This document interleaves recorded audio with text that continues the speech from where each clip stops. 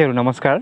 आजको यस भिडियोमा तपाईलाई मैले यदि तपाईले शेयर बजारमा काम गर्नुहुन्छ अथवा शेयर किनबेच गर्ने काम गर्नुहुन्छ सेकेन्डरी मार्केटबाट भने चाहिँ शेयर किन्दाखेरि एक्स्ट्रा लाग्ने चार्ज भयो र त्यहाँनिर केही डीपी चार्जहरु जोडिन्छ अथवा त्यहाँनिर गेन इन्ट्रेस्ट गेन ट्याक्सहरु जोडिएको हुन्छ।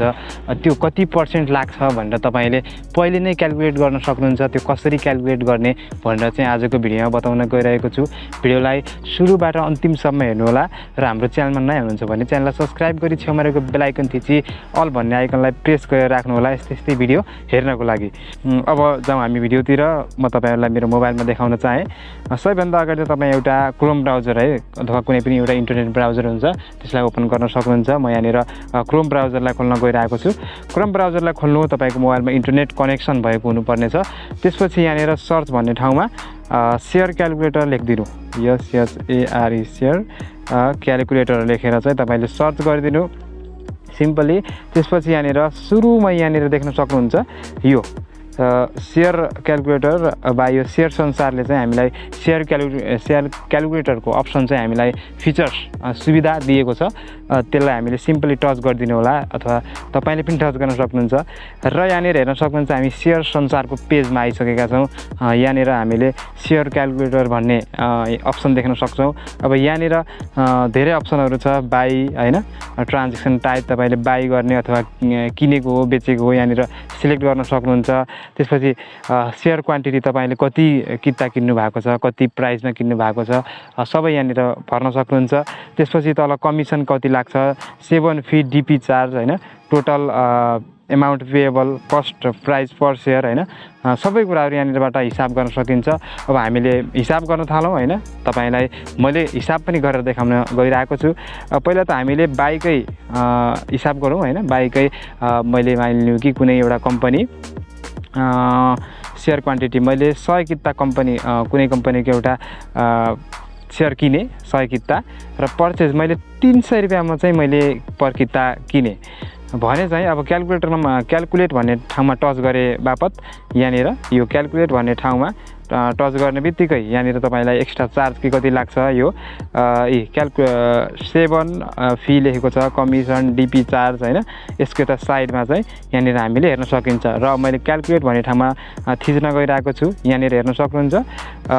अब मैले कुनै कम्पनीको एउटा 300 मा किने भने टोटल चाहिँ हामीले 30,000 चाहिँ बुझाउनु पर्ने हुन्छ।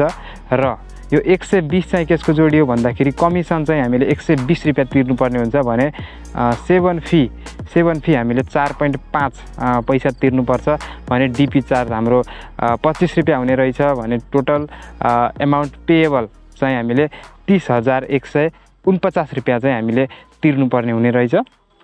त्यसपछि कस्ट प्राइस पर शेयर भनेको छ यो चाहिँ एक किताको 301.5 रुपैयाँ पर्न जाँदो रहेछ। यसरी हिसाब गर्दाखेरि अहिले चाहिँ यो हामीले बुझ्यो। यसरी बाई गर्दाखेरि चाहिँ अब 100 किता किन्दाखेरि चाहिँ हामीले टोटल 30,150 रुपैयाँ चाहिँ हामीले तिर्नुपर्ने रहेछ भनेर चाहिँ बुझियो भने अब हामीले सेल गर्दाखेरि पनि बुझौँ। यहाँनिर सेल कतिमा हामीले बेच्दैछौँ भनेर बुझ्नको लागि सिम्पली सेल भन्ने ठाउँमा क्लिक गरिदिनुस् हैन, टच गरिदिनुस्। सिम्पली म त्यही नै गर्छु। 100 किता बेच्दैछु 300 रुपैयाँमा नै बेच्दैछु र सरी पर्चेज गरेको मैले 300 मा र फाइदामा बेच्नु भएको छ भने चाहिँ तपाईलाई क्यापिटल गेन ट्याक्स लाग्छ। फाइदामा बेच्नु भएको छैन, घाटामा बेच्नु भएको छ भने क्यापिटल गेन ट्याक्स लाग्दैन। मानिलिउँ मैले पर्चेज प्राइसमा 300 नै छ र सेलिङ प्राइस भनेको बेचेको प्राइस चाहिँ मैले 350 रुपैयाँ राखेँ भने चाहिँ राख्ने गइरहेको छु। त्यसपछि यो इन्डिभिजुअल अथवा इन्स्टिट्युसन भनेको छ। यसमा हामीले इन्डिभिजुअल नै गर्नुपर्छ। हामी कुनै संस्थागतमा बेचिरहेको छैनौँ, हामीले इन्डिभिजुअल हुन्छ। र क्यापिटल गेन ट्याक्स हामी तपाईले 1 वर्षसम्म कुनै पनि एउटा कम्पनीको शेयर तपाईले आफ्नो एकाउन्टमा राख्नु भएको छ त्यसपछि बेच्नु भएको छ भने 5% मा सिलेक्ट गर्नु होला अथवा 1 वर्ष भन्दा कममै बेच्न खोज्नु भएको छ भने 7.5% चाहिँ तपाईलाई क्यापिटल गेन ट्याक्स लाग्छ। अब सिम्पली म यसलाई क्याल्कुलेट गर्न गइरहेको छु। क्याल्कुलेट गरे हेर्न सक्नुहुन्छ। टोटल अमाउन्ट चाहिँ 35,000 रुपैयाँ चाहिँ हुन्छ।